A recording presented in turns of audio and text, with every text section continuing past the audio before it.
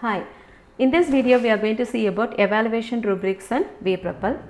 When we see evaluation, it is not going to be like some direct marks as we give for other courses like 5 out of 10 or 10 out of 10. It's not going to be like that, but rather a rubrics, a set of rubrics. There are multiple components in the rubrics that should be filled by the faculty, and they are going to give the rating for the rubrics.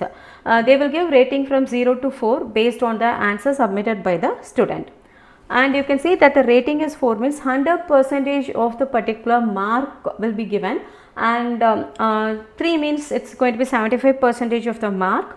2 means 50% of the mark, and 1 means 25% of the mark, and if the faculty gives 0, then it's 0% of the mark allotted for that particular component. And when you see the rubrics, these are all the rubrics that are followed for programming courses.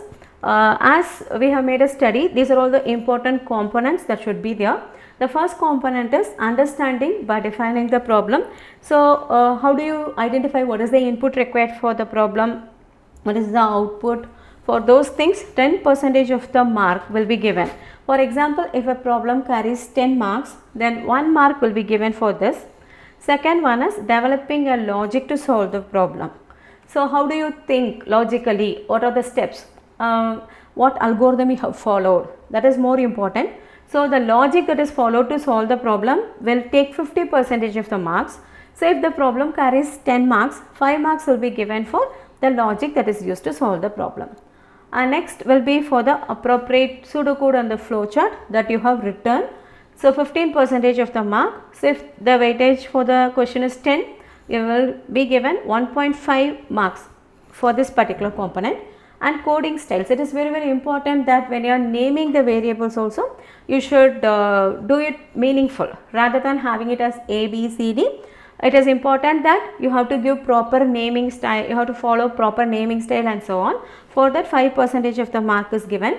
And then how do you solve the problem? When you are going to do, whether you follow proper data structures, modularization and so on. Based on the language, these things will vary. Faculty will identify that, and 10% of weightage is given for that.